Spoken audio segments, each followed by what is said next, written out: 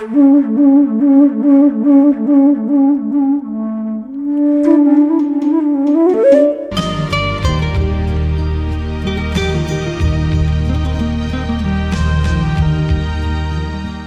సింధు మేధో మథనానికి స్వాగతం. అపర విద్యలు, మహావిద్యలు ఒక్క మానవ జన్మకే సాధ్యమవుతుంది. రాముడు రామతత్వం, కృష్ణుడు కృష్ణతత్వం, మనిషి మనిషి తత్వం. ఇంత మంత్రశాస్త్రం, తంత్రశాస్త్రం ఇవన్నీ ఉన్నప్పుడు మనం ఇంకెలా ఉండాలి? Ancient secrets in the modern world.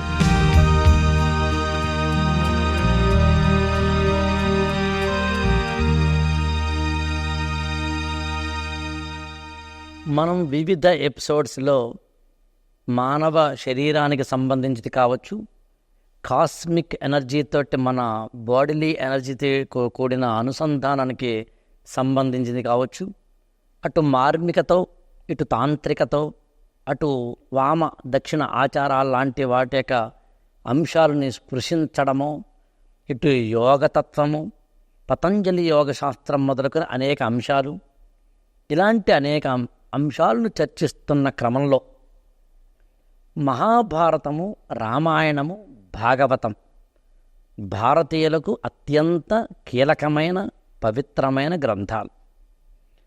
మామూలుగా ఈ భాగవత, రామాయణ, భారత కథలో వాటికి సంబంధించిన గాథలో తెలియని వాళ్ళు ఉండరు.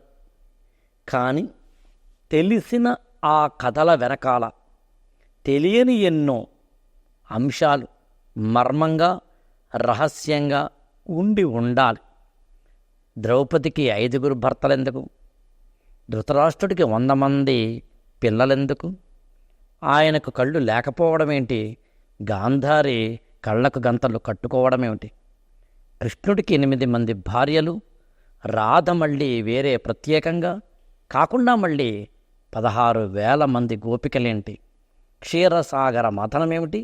ఇలా అనేకమైన అంశాలని, అది రామాయణమో, మహాభారతమో, భాగవతమో తెలుసుకునే క్రమంలో అటు కొంత సైంటిఫిక్గా, కొంత స్పిరిచువల్గా ఈ రెండింటినీ తచ్చాడుతూ చెప్పే ఒక వ్యక్తితోటి మనం సంభాషిస్తే ఈ రహస్యాలు తెలుసుకునే అవకాశం ఉంటుందని గ్రహించి ఇదిగో మీ ముందుకి ఇలా వచ్చాను సత్య సింధూజ గారితోటి.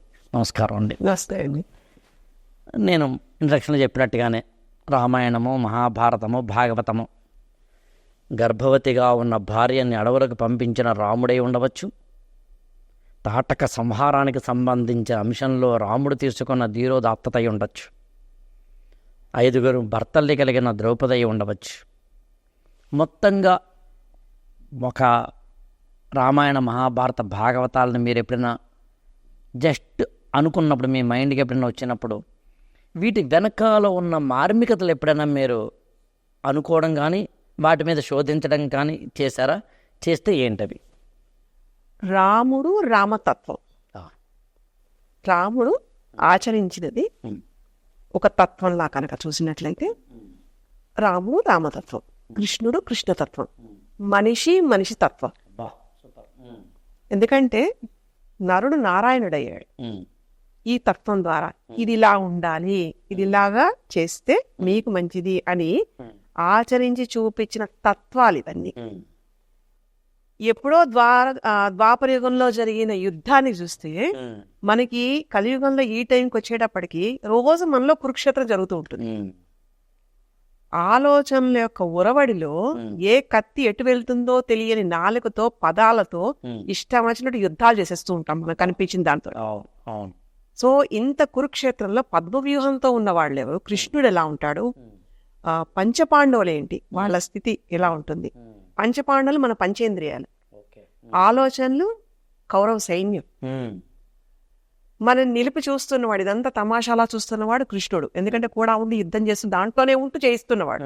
అంటే తెలుసుకోబడేలాంటి స్థితిలో ఆల్రెడీ జ్ఞానభూతంగా మనకి ఒక విచక్షణతోటి ఉండి చూపిస్తున్నవాడు. ఇంత యుద్ధం ఆలోచనలతోటి పొద్దు నుంచి రాత్రి వరకు జరుగుతూనే ఉంటుంది. కురుక్షేత్రం ఎక్కడో లేదు, మనలోనే ఉంది. ఇంత రావణాసురుడు 10 తలకాయలతో ఉండే ఒక అహంకారపూరితమైన లక్షణాలు కూడా మనకే ఉన్నాయి. ఎక్కడా కూడా అవి జరిగాయిట అనక్కర్లా, జరుగుతున్నాయి మనతోనే, ఇప్పటికి ఈ క్షణానికి కూడా మనతోనే ఉన్నాయి. పొద్దున ఇంట్లో పని వాళ్ళు రాకపోతేనే ఓ యుద్ధం జరిగిపోతుంది.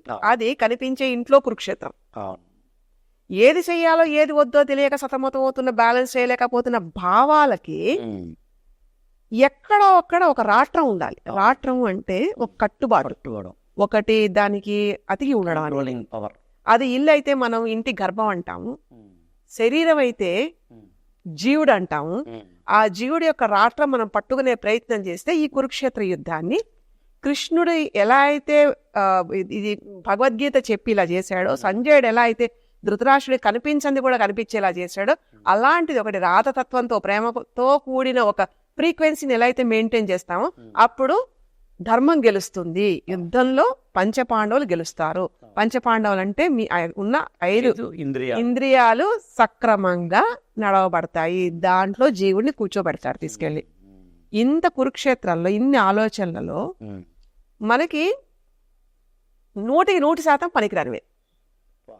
100% వీలైతే 150% కూడా చెప్పేసేయచ్చు. ఎందుకంటే ఆ టైంకి అది అవసరం లేదు. అవసరం లేని దానికి ఇంపార్టెన్స్ ఇవ్వడంతో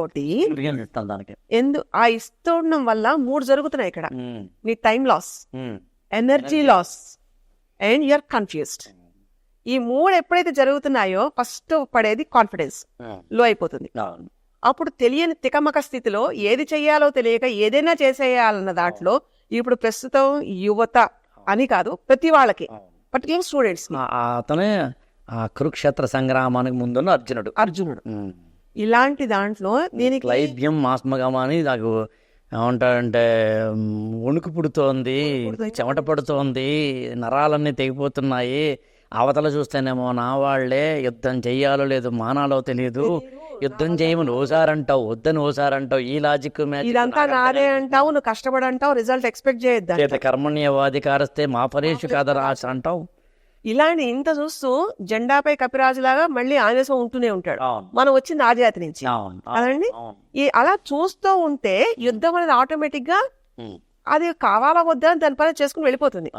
కానీ ఎక్కడైతే మనం మన ఎనర్జీని పెడుతున్నామో, మన ఫోకస్ ని పెడుతున్నామో, మన టైం ని పెడుతున్నామో, నీకుండే ఇంతకాలం ఒక 100 సంవత్సరాల కాలంలో నీ జీవిత కాలంలో ఓ 70% వీటికే వెళ్ళిపోతుంది. వీటి వల్ల నువ్వు జయించాల్సింది, నేర్చుకోవాల్సింది దాని దగ్గర అడ్డుకట్టబడుతుంది. అంటే మన కాళ్ళకి మనమే సంకెళ్ళు వేసేసుకుని ఈ యుద్ధంలో ఉన్నామని ఏడుస్తూ, ఇంకొకళ్ళ వల్ల ఇలా అయిపోతున్నామని వాళ్ళ మీద బాధపడుతూ, నిందిస్తూ, ఏమీ చేయలేని స్థితిలో ఉంటున్నాం కదా నిస్సాయితంగా ఏడుస్తూ గడిపేయడంలో మనకి రిజల్ట్ పర్ఫెక్ట్ ఎలా వస్తుందండి? విజయం ఎలా వస్తుంది? విజయం వరించాలంటే దానికి ధైర్యం కావాలి. ప్రౌఢత్వంలో ఉన్న వాళ్ళు ఎలా ఉండాలి? చేసి చూపించాలి. వీరోచితంగా వీరబద్ధంగా ఉండే వాళ్ళు ఇప్పుడు ఆర్మీలో చూస్తాం మనం. అంటే ఇట్స్ ట్రైనింగ్. అలాంటి ట్రైనింగ్ ప్రతి వాళ్ళకి ప్రతి క్షణం, ప్రతి ఇళ్లలోనూ, ప్రతి ఏజ్ లోను, వయసుతో నిమిత్తం లేకుండా, జెండర్ తో సంబంధం లేకుండా ప్రతి వాళ్ళు ఇలాంటి యుద్ధం ఒకటి జరుగుతోంది, నేను ఇలా ఉండాలని అవ్వడమే. ఇలాంటి వాటికి షీల్డ్ ఎలా ఉండాలి? షీల్డ్ అంటే మన వ్యవస్థ. అంటే ఎలాంటి చదువుకోవాలి, ఎలాంటిది కావాలి, కుటుంబ వ్యవస్థ నీకేం నేర్పిస్తోంది, ఒక ఫ్రెండ్స్ సర్కిల్తో ఉన్నప్పుడు నువ్వే నేర్చుకుంటున్నావు, అండ్ పెద్దవాళ్ళతో కూర్చుంటున్నప్పుడు ఎలా ఉంటుంది, నీ ఉపాధ్యాయులను చెప్తున్నప్పుడు ఎలా ఉంటుంది, ఇవన్నీ సమ్మేళనంగా చేసుకుని వచ్చే సారం ఏదైతే ఉంటుందో ఆ సారం నీ weapon to fight with the thoughts. మీరు భలే మాట అన్నారండి, గురువుల నుంచి అని. ద్రోణాచార్యుడు కురు పాండవులు అందరికీ, కౌరవులకి పాండవులకి గురువు. ఆయన ఒకసారి ఏం చేస్తాడంటే అందరికీ చిన్నప్పుడు వీళ్ళందరూ అప్పటికి ఇంకా చిన్న డిష్యూలే తప్ప పెద్ద లేవు. అంటే ఇంకా లక్క ఇంటికి పంపించడాలు ఇంకా రాలేదు ఎపిసోడ్స్ చిన్నప్పుడు. అలా ఉన్నప్పుడు ఆ రోజుల్లో ఇలాంటి ఏదో లైటింగ్లు, కలరింగ్ లేకపోతే మనకు ఉండే ఏమీ లేవు కాబట్టి, కాంతి దీపాలు లేవు కాబట్టి ఓన్లీ చిన్న ఆపుదప్పు దీపాల్లోనే, అది కూడా గుహల్లోనూ చీకట్లోనూ. రాత్రి అయిన తర్వాత ప్రతి ఒక్క వ్యక్తి అన్నం తినే దగ్గర చిన్న దీపం పెట్టేవారు. ఎందుకంటే దీపపు కాంతిలో ఏది పప్పో ఏది ఉప్పో తెలిసేందుకు వీలుగా. ద్రోణాచార్యుడు ఒకసారి ఏం చేశారంటే అందరికీ ఈ దీపాలు లేకుండా అన్నం పెట్టమన్నారు. అన్నం పెట్టమన్నప్పుడు పెట్టారు, కానీ ఒక్క అర్జునుడు తప్ప మిగతా వాళ్ళందరూ ఏంది ఇది, మాకేమో అన్నం ఎలా పెడతావా గురు అని చెప్పి లేచి వెళ్ళిపోయారు కోపంతో. ఒక్క అర్జునుడు మాత్రమే నా గురువు ఇలా ఎందుకు ఈ రోజున దీపాలు లేకుండా అన్నం పెట్టాడు, ఇందులో ఏదో మర్మం, ఏదో రహస్యం, నాకు హోంవర్క్ ఎక్కిచ్చి ఉంటాడు మా గురువు అనుకుని అతను ఆ చీకట్లోనే అన్నం తిన్నాడు. తిన్న తర్వాత మామూలుగా మనకి అడాప్టబిలిటీ కన్ను ఒక చీకట్లోకి వెళ్ళినప్పుడు మొదటి 2-3 సెకండ్ల పాటు అడాప్టబిలిటీ, తర్వాత అడాప్టబిలిటీ. అప్పుడు అతను అనుకున్నాడట, ఇలా చీకటిలో కూడా విలువిద్య బాణాలని వేసే ఒకానొక ఏదైనా కోర్సు నా గురువు నేర్పడానికి సిద్ధంగా ఉన్నాడేమో అనుకుని గురువు దగ్గరికి వెళ్ళి అడుగుతాడు, ద్రోణాచార్య ఏంటి నాకు ఇది అంటే అప్పుడు చెప్తాడు, చూసావా యూ హ్యావ్ రియలైజ్డ్, నేర్చుకోవడానికి సిద్ధంగా ఉన్నామని అర్థం, నీకు ఇప్పుడు తత్వం బోధపడింది. ఫస్ట్ ఇయర్లో బీటెక్లో ఉన్నవాడికి ఏం తెలియదు, 4th ఇయర్లో ఉన్నవాడు తెలుస్తుంది క్యాంపస్ రిక్రూట్మెంట్కి ఎలా ఉంటుంది. ఇతను రెడీ అయింది. అప్పుడు నేర్పిన విద్య పేరు తమరస విద్య, అంటే చీకటిలో కూడా బాణాలు వేయగలిగిన ఒకనొక విద్య. అది కురుక్షేత్ర సంగ్రామంలో 14వ రోజున సాయంత్రం 4 అయ్యేసరికి మొత్తం మేఘాలన్నింటినీ కూడా కప్పేసి సూర్యుడు లోపలికి వెళ్ళిపోయి చీకటి మాత్రమే కప్పేసిన ఒకనొక కృత్రిమమైన చీకటిని సృష్టించిన రోజున ఒకే ఒక్కడు బాణం వేసి శత్రు సైన్యాన్ని సమూలంగా నిర్మూలన చేయడు. ఆయన పేరు అర్జునుడు. అంటే మీరు గురువు అంటే గుర్తొచ్చింది. గురువు ఎప్పుడూ కూడా శిష్యుడికి నేర్పే ముందు పరీక్ష పెడతాడు. దేవుడైనా అంతే, జీవుడికి ముందు శిక్ష వెయ్యడు, శిక్షణ ఇస్తాడు. ఆదుకునేవాడే దేవుడు కానీ ఆడుకునేవాడు కాదు. ఇంకోటి ఏంటంటే అన్యథా శరణం నాస్తి త్వమేవ శరణం మమ.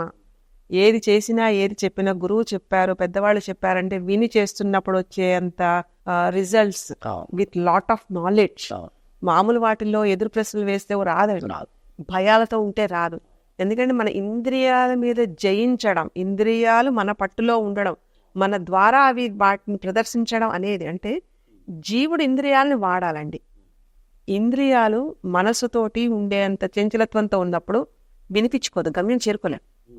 సో ఈ శిక్షణలన్నీ కూడా మన ఆలోచనలని ఎక్కడైతే సెరినిటీ అంటాం, అంటే కామ్నెస్ తెస్తాయో, అంటే ఆందోళన లేకుండా ఉండేలాగా నీ జ్ఞానం, నీ విచక్షణ, ఇది మంచి ఇది చెడు అని ఏదైతే నీ బుద్ధి చెప్తుందో, నీ ఇంటలెక్చువాలిటీ మాట్లాడుతుందో అది తీసుకెళ్లే విధంగా thought process should be always. అలాంటప్పుడు ఇన్ని టెన్షన్లు ఉండవు, ఇంత విసుక్కోవడాలు ఉండవు, రోజు కురుక్షేత్రాలు అక్కర్లా. So it is very easy. అంటే చెప్పడానికి చాలా తేలికండి, మాట్లాడుకుంటున్నాం, కానీ ఆచరిస్తున్నప్పుడు కత్తి మీద సాములా ఉంటుంది.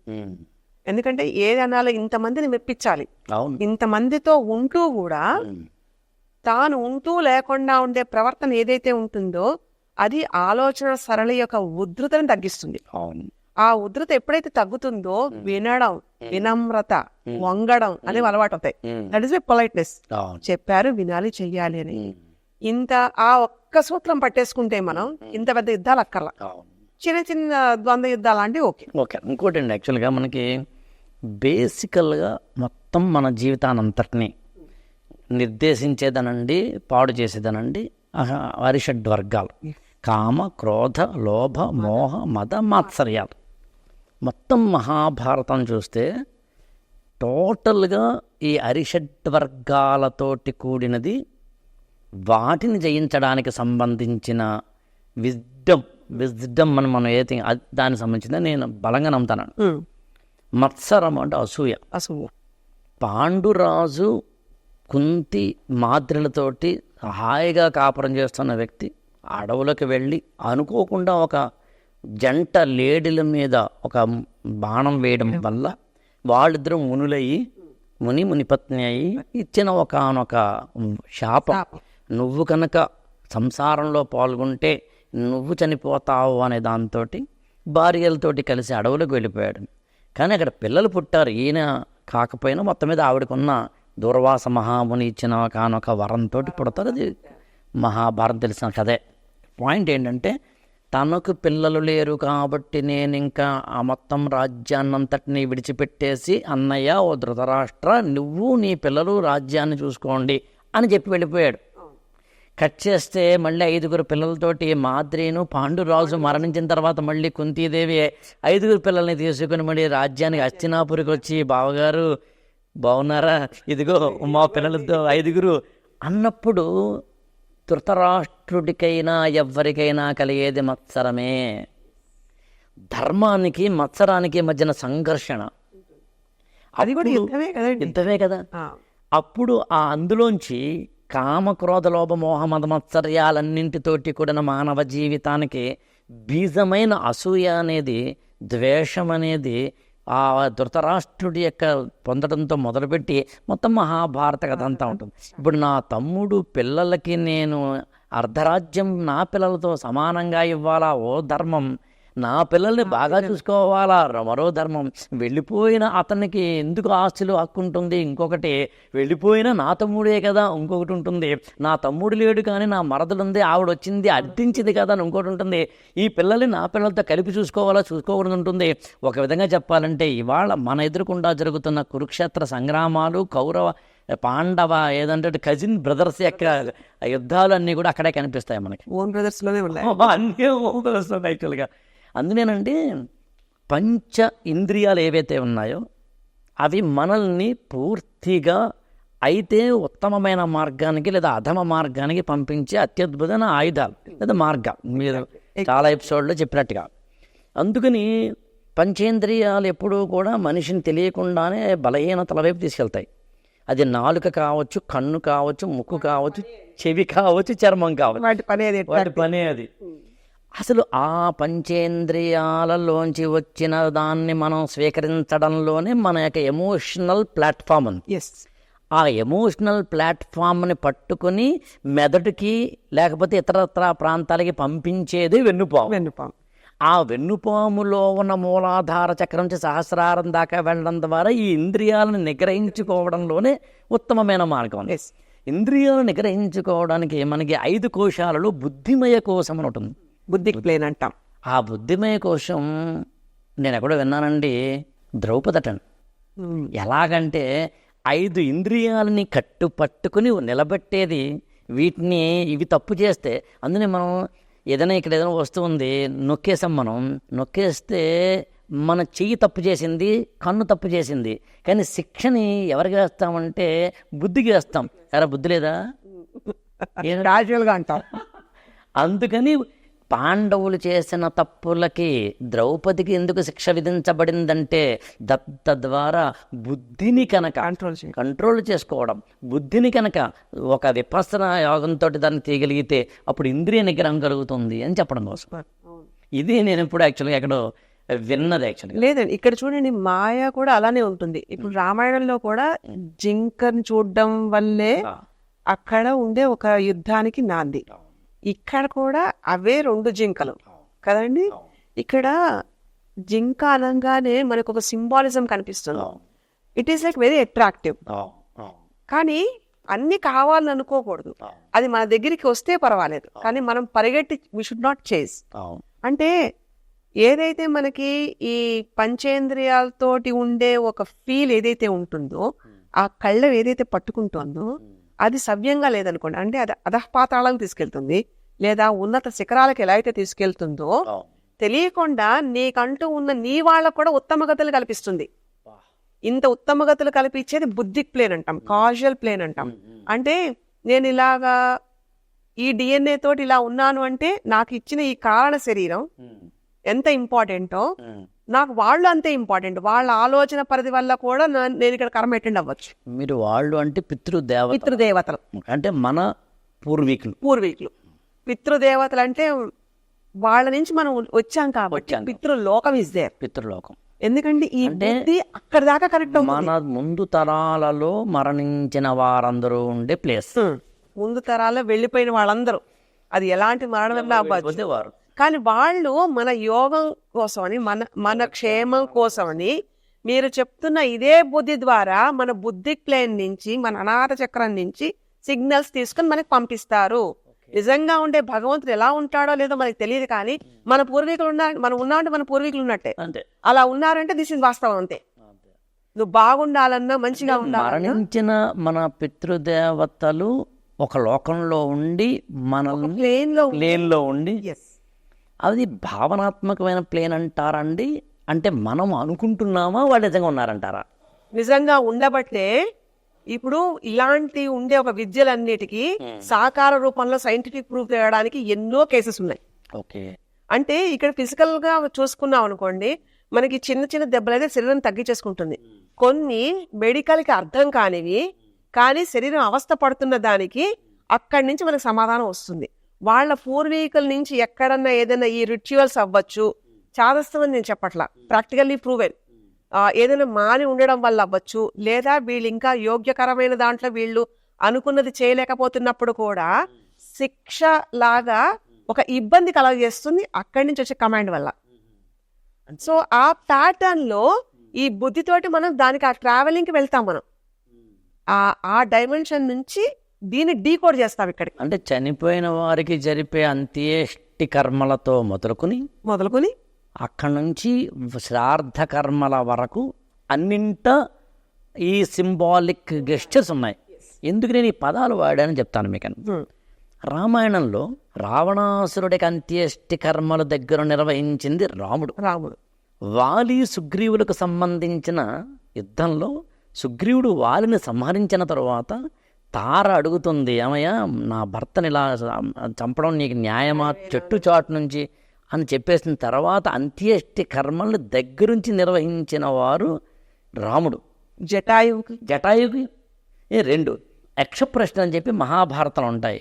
అందులో అత్యంత క్రియాశీలకమైన కీలకమైన పని లేదా సంస్కార విధి మానవుడికి ఏంటి అని అడిగినప్పుడు అంత్యేష్టి కర్మ నిర్వహణ అన్నారు. జీవి పుట్టి వెళ్ళిపోతున్నప్పుడు వాళ్ళ యోగం ఎలాంటిదో దాంట్లో చెప్పేస్తుందండి. కరెక్ట్గా ఇంకా నెల 15 రోజులప్పటికీ బొడ్డు దగ్గర ఉండే ఒక వెండి తీగ లాంటిది యాస్ట్రల్ కార్డ్ ఉంటుందండి. ఆ కనెక్టివిటీ అలోకాలకు ఉండేది, అది కట్ అయిపోతుంది. వాళ్ళ నుంచి వచ్చే ఒక అవస్థకి ఆ చుట్టూ అక్కడ వాళ్ళు అంటే కాన్షియస్ ప్లేన్లో ఉన్న వాళ్ళ అంతా ఎలాగ ఈ విజిబిలిటీకి వస్తారు అన్నది పూర్తిగా ఈ ట్రైనింగ్, ఈ యోగా, ఈ అధ్యయనం ఉన్న వాళ్ళకి బాగా విజిబుల్గా అనిపిస్తాయి. అంటే invisible things can be seen, invisible communication can be communicated. అంటే ఈ కంటితో చూడలేని వాటిని చూడగలగడం అంటే ఈ పొరలకు కనిపించదు, కానీ మీకు అక్కడ ఎఫెక్ట్ రిజల్ట్ కనిపిస్తుంది. ఒక ట్రైనింగ్ ఎందుకు ఇలాంటి ట్రైనింగ్ అంటా అంటే, ఒక మార్షల్ ఆర్ట్ తీసుకోండి, ఫోకస్ ఎనర్జీ ఎక్కడ ఉంటాయంటే ఇలాంటి అవుట్పుట్స్ వచ్చేస్తాయి. When you focus something out of 12 minutes, 1 నిమిషం మనకి అది అసలు అంటే ఒక స్థాయిలో ఉంటుంది మైండ్, ఏ ఆలోచన లేకుండా. అలాంటప్పుడు ఈ విజిబిలిటీ, ఈ ఫ్రీక్వెన్సీ ఆఫ్ లైక్ ప్లేన్స్కి వెళ్ళిపోతాం. అలా వెళ్తున్నప్పుడు వాళ్ళకి సంబంధించిన వాళ్ళందరూ వస్తారు, ఆ లింక్స్ ఉంటాయి. అంటే మీరొక్కళ్ళు కాదు, మీ వెనకాల తరాలు ఏంటి అన్నది అంతే. ఎందుకంటే శుభకార్యం చేసామనుకోండి, పెళ్లి చేసామనుకోండి, అటు తరాలు చూడాలి, ఇటు తరాలు చూడాలి అంటే ఇలాంటి విద్యలున్న తరాలు చూడాలని అర్థం, అంతే తప్ప ఇలా ఆస్తులున్న వాళ్ళు అనేది కాదండి. ఇలాంటి అంటే ఈ విద్య ఎన్ని ఆస్తుల కన్నా అతీతంగా ఉండేది. ప్రవర అంటాం. ఈ కండిషన్ లో ఉంటున్న వాళ్ళకి ఎలాంటిది డీకోడ్ చేయాలని ఈజీ ఉంటుంది. అంటే it is one of the secrets in the universe through the human body వేరే అదర్ కాన్షియస్ ప్లేన్స్ కి ఎలా ట్రావెల్ చేయడం అన్నది. ఇది కేవలం బుద్ధిక్ ప్లేన్ నుంచి, బుద్ధి కంట్రోల్లో ఇంద్రియాలని కంట్రోల్ చేయడమే కాదండి, దానికి కూడా తీసుకెళ్ళగలుగుతుంది. అంత అద్భుతమైన శక్తి మన దాంట్లో ఉంది, మన శరీరంలో ఉంది. ఇలాంటివి చేస్తున్నప్పుడు రీసెర్చ్ లో మనది మెడికల్ కేసెస్ చూస్తామండి. కొన్ని వాటికి ఆటిజం ఉంటుంది, ఎందుకుంటారో తెలియదు పిల్లలలాగా. బట్ డాక్టర్స్ తెలిసే అంత పర్ఫెక్ట్ గానే ఉంది, ఎందుకు అలా ఉంటున్నారో దే డోంట్ నో. కొన్ని సమాధానాలు లేని ప్రశ్నకి వాళ్ళ పితృలోకాల నుంచి మనం క్లియర్ చేయొచ్చు. దట్ ఈస్ వాట్ ఇక్కడ మనం చేసే చక్రసిద్ధిలో ఇలాంటి రీసెర్చ్ అన్ని చేస్తాం. ఈ డీకోడ్ చేయడం వల్ల ఇక్కడ కుటుంబం వాళ్ళు ఉండే వ్యవస్థ అంతా కూడా, అంటే ఆ వ్యక్తి యొక్క చుట్టూతా ఉండే వాళ్ళంతా సుఖంగా ఉంటారు, వాళ్ళకి వీళ్ళ వల్ల ఉత్తమ గతులు కలుగుతాయి. హిందూ రిలీజియన్ ట్రెడిషన్ వెనకాల ఇంత పటిష్టంగా ఉండేది. అరే బాబు, నువ్వు ఉండడమే కాదు, నీ వల్ల వాళ్ళు ఉద్ధరింపబడాలి, నీ నెక్స్ట్ వాళ్ళకి ఇది అలవాటు చేయాలి నువ్వు. అందుకని నువ్వు మీడియేటర్ గా ఉంటున్నప్పుడు you should be like with a casual body. Physical body తోటి nothing can be done. Physical body is only for manifestation. నీ బుద్ధి ప్లేన్ నుంచి వస్తున్న కమాండ్స్ అన్నిటిని you have to like constructively you have to learn. ఆ నేర్చుకుంటున్నప్పుడు అది యోగ విద్య పరంపర అవ్వచ్చు, లేదా నువ్వు ఉండే విధి విధానాలు అవ్వచ్చు, దానికి కనెక్ట్ అయ్యి దీన్ని వాడు. Ancient secrets in the modern world. Very simple example అండి. మనకి సిపి చూస్తాం, సెరిబ్రల్ పాలసీ అంటాం. అది ఎందుకు వస్తుందో తెలియదు. మరి అంతా మెడికల్గా బాగానే ఉంటారు, అంతా బాగానే ఉంటుందండి. కానీ ఎక్కడో ముందు తరాల్లో ఎక్కడైనా ఏదైనా బ్రేక్ డౌన్ అయినా, ఎక్కడైనా చెయ్యకపోయినా ఆ ఎఫెక్ట్ ఇక్కడ కొడుతుంది. It's proven. అంటే అంతకు ముందు తరాల్లో ఉన్నవారు ఏదైనా దోషం చేయడం వల్ల అంటారా? దోషం అవ్వచ్చు, జరగాల్సిన రిచువల్స్ జరగకపోయి ఉండొచ్చు, అక్కడప్పుడు వాతావరణంలో వాళ్ళు చేద్దామనుకున్నది చేయలేకపోవడం వల్ల వాళ్ళు అక్కడ ఊర్ధ్వలోకాలకి వెళ్లే ఒక ప్రయాణం ఒకటి ఉంటుంది. అక్కడ బ్రేక్ వచ్చిందంటే ఇక్కడ వీడికి ఇబ్బంది వస్తుంది. ఇక్కడ ఇబ్బంది క్లియర్ చేస్తే వాడు అక్కడ రూట్ క్లియర్ అవుతుంది. గరుడ పురాణం మొత్తం ఇదే చెప్తుంది. జీవి యాత్ర అంటే soul after death. Life after death ఎలా ఉంటుందంటే, when you want to achieve to go, అంటే మీ జర్నీలో అక్కడ నువ్వు కరెక్ట్ గా వెళ్ళాలి అంటే నీ వాళ్ళు ఇక్కడ నీ యాత్రకి అనుకూలంగా ఉండాలి. ఆ అనుకూలంగా అంటే ఇక్కడ మన లైఫ్ అంటే మన ఫిజికల్ లైఫ్ ఒక్కటే కాదు, ఇక్కడ మనకి తట్టి లేపే ఒకటి ఏంటంటే, నా పూర్వీకులకు కూడా నేను కరెక్ట్ గా ఉంటేనే వాళ్ళు బాగుంటారు. అట్ ద సేమ్ టైం నాకు ఇబ్బంది వచ్చిన వాళ్ళ ద్వారా తగ్గుతుంది. ఈ రెండింటికి ఒక లింక్ ఉంటుందండి. పంచభూతాల సాక్షిగా మనకి ఏవైతే జరగలేకపోతున్నామో, ఎందుకంటే ఒక ఇంపాసిబుల్ టాస్క్ ని పాసిబుల్ చేసేంత వీలు ఒక అతీతమైన శక్తి తప్ప రెండోది లేదండి. దేవుళ్ళది కూడా త్రూ దిస్ పితృలోకాల నుంచే, పిత్రీస్ నుంచే వస్తుందండి కమాండ్. ఇంత వెళ్తున్నప్పుడు లైఫ్ బాగోకుండా ఎలా ఉంటుంది?